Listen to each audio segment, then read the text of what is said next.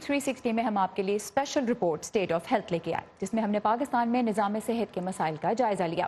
ادویات کی قیمتوں میں پریشان کن اضافہ، ایمبولینسوں کی کمی، سرکاری اسپتالوں میں سہولتوں کا فقدان، یہ وہ مشکلات ہیں جن سے آپ میں سے بیشتر لوگ متاثر ہوتے ہیں ہر روز ہی۔ لیکن ہم نے ریلیف کی بات بھی کی۔ حکومت کی جانب سے صحت سہولت کارڈ کا منصوبہ توقع ہے کہ 8 کروڑ افراد کے لیے علاج معالجے کی سہولتوں تک رسائی کو ممکن بنائے گا۔ اب پاکستان میں وفاقی حکومت بجٹ کا 1% سے بھی کم صحت پہ خرچ کرتی ہے۔ ماہرین کے مطابق یہ شعبہ صوبوں کو دینے کا فائدہ یہ ہوا ہے کہ اس سیکٹر پر اب مزید پیسہ خرچ ہو رہا ہے، منصوبہ بندی بھی بہتر ہوئی ہے۔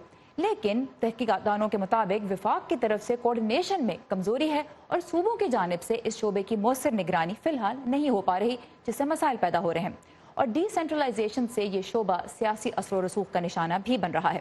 ہیلتھ کیئر ڈیلیوری سسٹم میں ایک بڑی کامیابی ماہرین کے مطابق لیڈی ہیلتھ ورکرز اور کمیونٹی مڈ وائفز کا پروگرام ہے، اور مزید بہتری کس طرح سے لائی جا سکتی ہے، اسی بارے میں آج ہم بات کریں گے نیشنل انسٹیٹیوٹ آف ہیلتھ کے ایگزیکٹو ڈائریکٹر ڈاکٹر عامر اکرام سے۔ ڈاکٹر صاحب بہت شکریہ ویو 360 کے لیے وقت نکالنے کا۔ یہ بتائیے کہ پاکستان میں جب ہم ہیلتھ سیکٹر کی بات کرتے ہیں تو ہیلتھ کے انڈیکیٹرز بھی کچھ زیادہ اچھے نہیں ہیں، ویکسینیشن کی کوریج بھی پاکستان میں زیادہ نہیں ہے۔ صرف بنگلہ دیش سے اگر کمپیریزن کریں تو وہاں پہ 85% ویکسینیشن کوریج ہے، پاکستان میں 65% کے قریب ہے۔ بہتری کے لیے اگر آپ کوشش کریں تو آپ کو کہاں ضرورت نظر آتی ہے کہ اگر یہاں سے شروع کیا جائے تو کچھ معاملات جو ہیں جلدی سنور سکتے ہیں، پبلک کی جو مشکلات ہیں کچھ کم ہو سکتی ہیں؟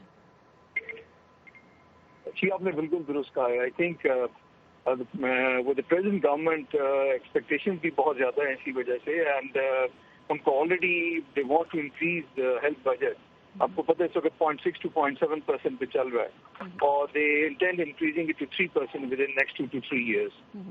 بہت ساری میٹنگ، بہت ساری چیزیں اس پہ ہو چکی ہیں، اور starting from the very basic maternal something of growth and all those, اس پہ ایک نیشنل ٹاسک فورس بھی بنائی گئی ہے، اور I think quite a good number of experts from all around the world جو پاکستانی ہیں جن کو شامل کیا گیا، اینڈ along جتنی بھی ہماری لوکل اسٹرینتھ ہیں ان کو یکجا کیا جا رہا ہے۔ تو we are quite sure that we will address issues.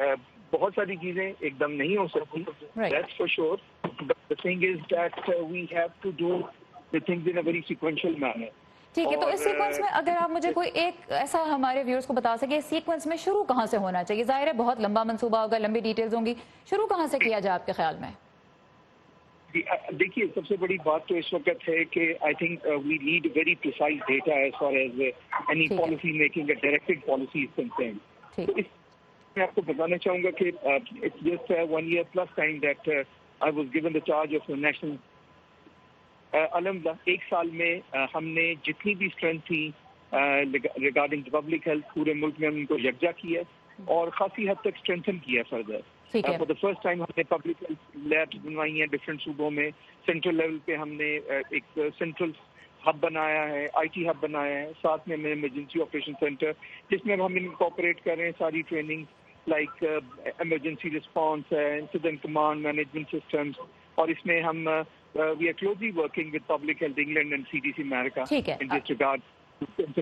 ٹھیک ہے، یہ بتائیے عام لوگ جب ہسپتالوں میں جاتے ہیں اور ان سروسز کو ایکسیس کرتے ہیں تو ان کی ایک بڑی یہ شکایت بھی ہوتی ہے کہ وہ کرپشن دیکھتے ہیں، اور رپورٹس بھی اس طرح کی سامنے آتی ہیں۔ اب آپ نے جس طرح بات کی کہ بجٹ میں اس کا حصہ بڑھایا جائے، کیا پیسہ بڑھا دینا ہی آنسر ہے؟ کیونکہ کرپشن کو آپ کتنا ذمہ دار ٹھہرائیں گے مسائل کے لیے؟ آپ نے بڑی پیاری بات کی ہے۔ آئی تھنک پیسہ بڑھا دینا میں بھی اگر وہ 10% بھی آ جائے، لیکن بات یہ ہے کہ آگے اس کو ڈیل کیسے کیا جاتا ہے۔ Frankly speaking I can again give example of one institute Pakistan کا جو 50 سال سے تھا، اور فرینکلی اوور دا ایئرز بہت ڈیٹیریٹ ہوئے فنکشن۔ بنا پیسہ گورنمنٹ کا خرچ کیے ہم نے اپنی ساری اسٹرینتھ یکجا کی NIH میں اور ہر چیز کو فارمولیٹ کرنا شروع کیا۔ یہی حال ڈفرینٹ ہاسپٹلس کا۔ میرا اس وقت تقریباً 32 سال کا تجربہ ہے، اور اس میں الحمدللہ ہم نے چھوٹے سے چھوٹے شہر میں بھی جا کے ہسپتالوں کو فنکشنل دیکھا اور مزید بہتر کرنے کی کوشش کی۔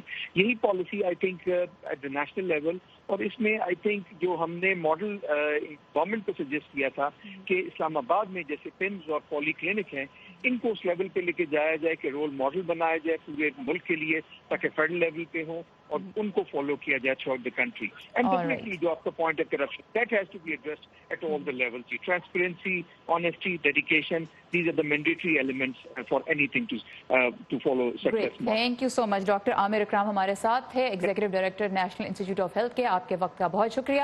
اور اس ہفتے یہ پوری سیریز پیش کرنے کا ہمارے ناظرین کے لیے ہمارا مقصد یہی تھا کہ یہ ایک بہت اہم ایشو ہے جس پہ بات کرنا ضروری ہے, کیونکہ اس سے سبھی پاکستان میں افیکٹ ہوتے ہیں. اب آپ نے دیکھا کہ جو ڈائریکٹر ہیں نیشنل انسٹیٹیوٹ آف ہیلتھ کے, وہ پر امید نظر آئے. انہوں نے جو باتیں ہمیں بتائیں وہ ایک اچھی تصویر پیش کرتی ہیں.